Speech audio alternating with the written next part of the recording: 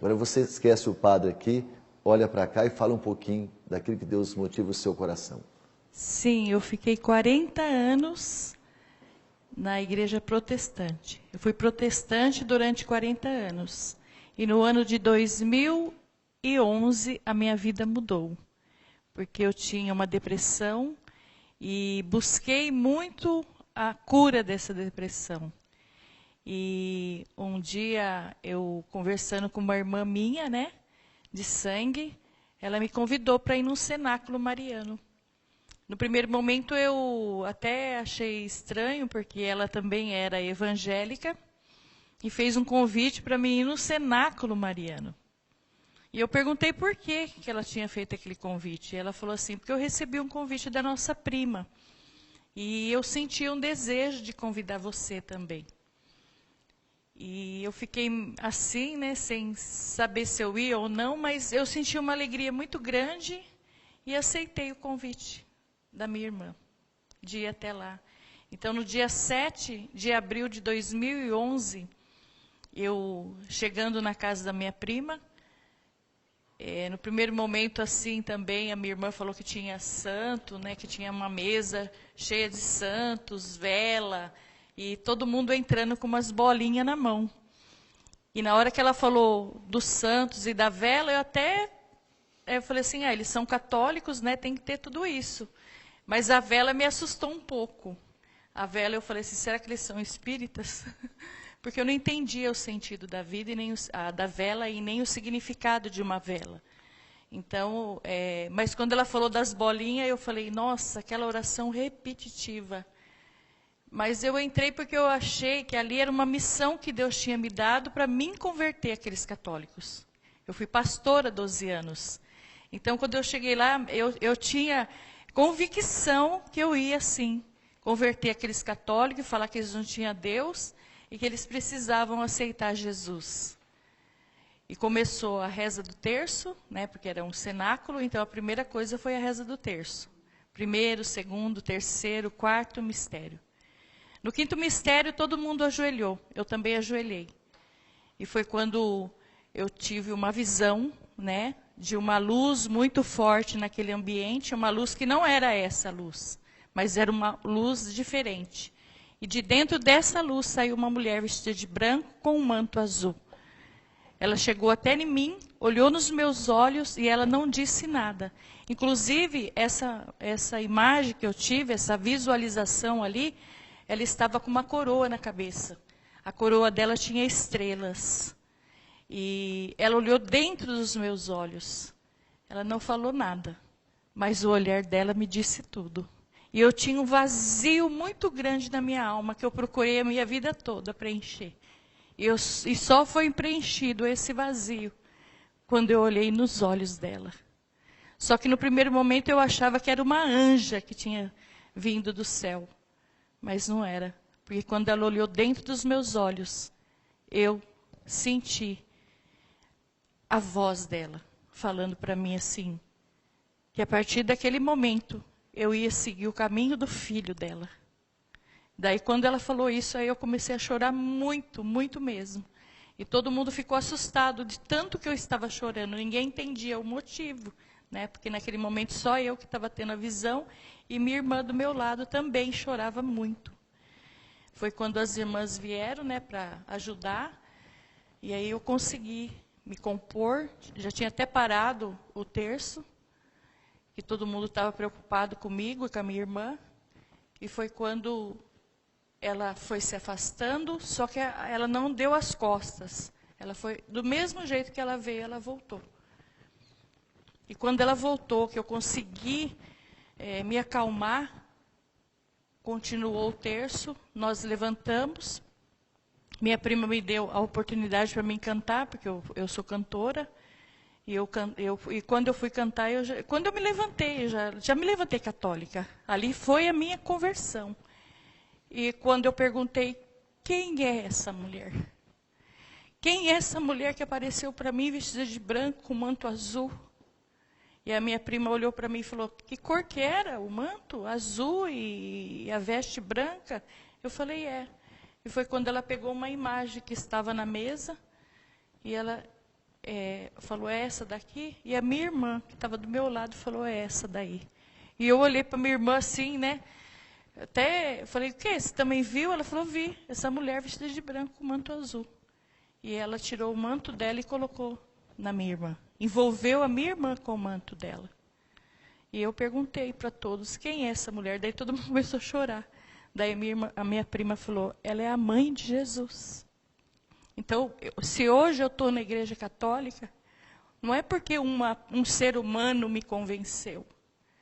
Quem me convenceu foi a mãe de Jesus. E quando eu cheguei na minha casa, naquele dia, eu abri o meu portão. Eu não entrei primeiro, porque eu falei assim, pode entrar, Maria, que a casa é sua. E desde aquele momento que Nossa Senhora começou a fazer parte da minha caminhada e da minha vida, e eu fui conhecer a Igreja Católica, porque eu não conhecia, eu era ignorante na doutrina católica. Eu só falava aquilo que eu ouvia. Mas aí eu comecei. E o meu pároco, né, o padre Hélio, foi o meu catequista e me catequizou. E quando ele falou para mim que a maior riqueza que nós temos, a Igreja Católica, foi quando ele falou para mim da Eucaristia. Que na hora da Santa Missa, na hora que o padre eleva aquela hóstia, ali a oração eucarística é a transubstanciação do sangue, corpo, alma e divindade de nosso Senhor Jesus Cristo.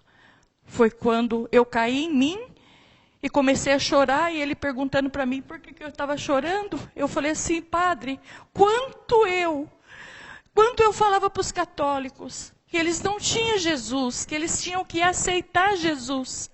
Mas aí eu fui perceber que quem não tinha Jesus era eu. Eu não tinha Jesus. Eu quero fazer parte. Eu quero conhecer a igreja.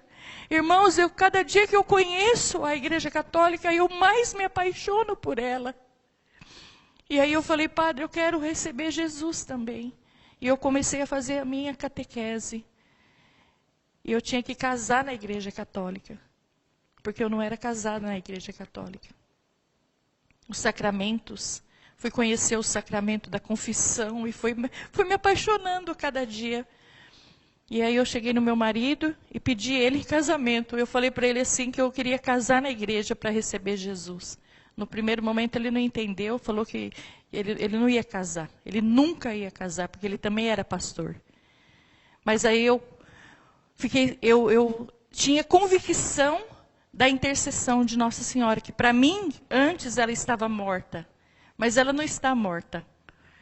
E aí eu comecei a pedir a intercessão dela, e com 6 meses, um dia eu participei de uma missa, quando eu cheguei na minha casa, o meu marido olhou nos meus olhos e falou assim, 6 meses de oração, porque eu pedi muita intercessão de Nossa Senhora. E ele falou para mim assim, amor, é importante para você casar na Igreja Católica? Eu falei, porque eu preciso receber esse sacramento na minha vida para mim receber Jesus. Porque eu queria receber Jesus. Eu não me importei com roupa, com nada. O que eu queria era Jesus, era casar, era receber esse sacramento na minha vida. Foi quando ele falou, pode marcar a data que eu caso com você. E no dia 22 de abril de 2012, eu me casei na Igreja Católica. E no dia 30 de maio, eu fiz a minha primeira comunhão e o crisma. Depois que eu comecei a comungar Jesus, eu fiz uma lista. E todo momento, porque a gente tem Jesus 15 minutos dentro de nós. Então eu sabia que Jesus estava ali, escutando a minha oração.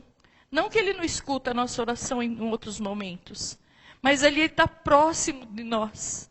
Ali é na hora da minha gratidão, da minha comunhão com o Senhor ali, eu fiz uma lista e falava para ele assim, hoje eu comungo a conversão do meu filho, Rodrigo, de 30 anos, que hoje ele está com 30.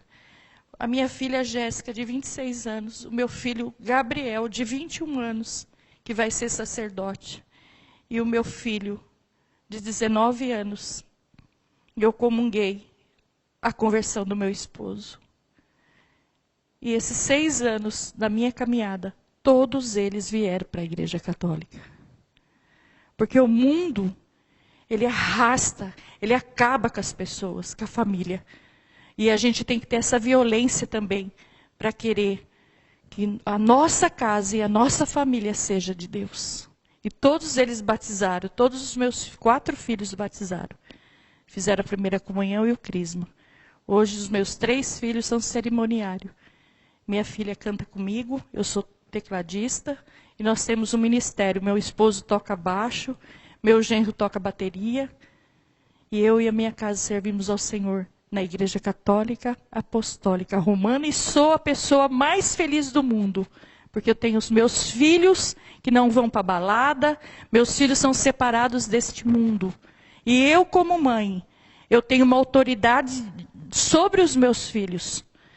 Porque nós, mãe e pais, temos que ter autoridade. Quem manda na minha casa sou eu e o meu esposo, não são os meus filhos. Eles podem ter a idade que eles quiserem. Quando eles casarem, eles que vão mandar na casa deles. Mas quem manda na minha casa sou eu. E também esse negócio de Halloween, eu também sempre criei meus filhos para não ir nessas coisas. Às vezes as professoras falavam, né, para ir, tudo.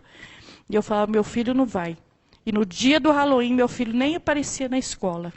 E nós temos essa autoridade. E eu vejo muitos católicos, muitos, porque são os católicos que estão ali.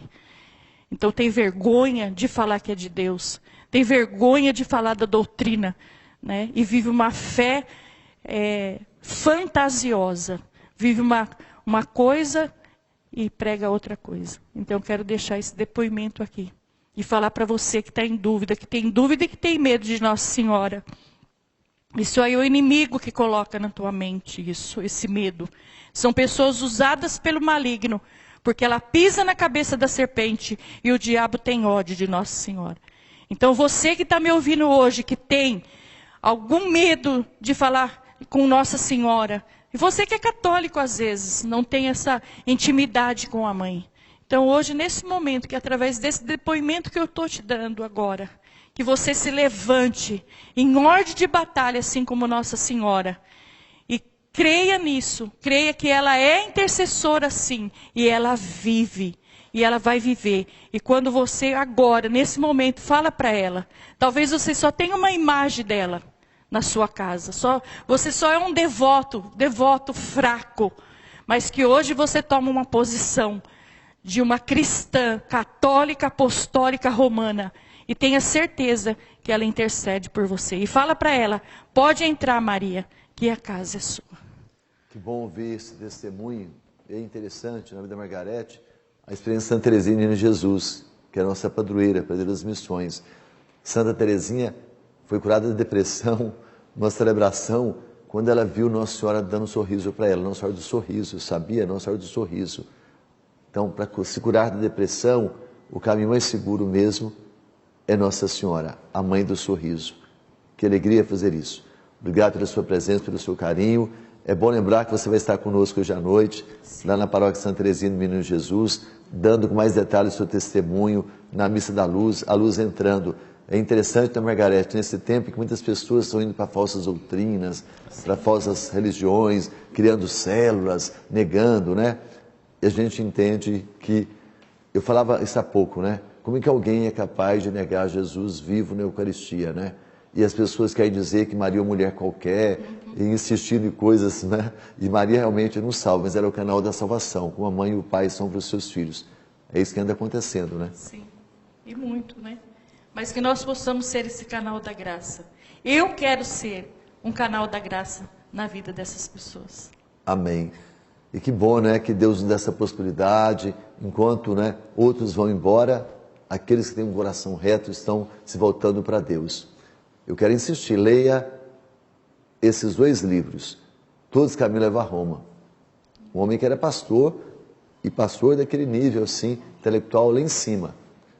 E também O Preço a Pagar por Ser Cristão, muçulmano, para se tornar católico. Olha a luta que foi, muçulmano. Imagine um muçulmano se converter à religião católica.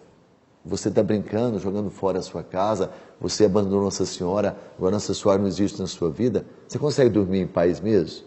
Você tem tranquilidade no coração? Presta atenção, daqui a pouco juntos novamente, respondendo as suas perguntas, rezando mais. Fique aí conosco.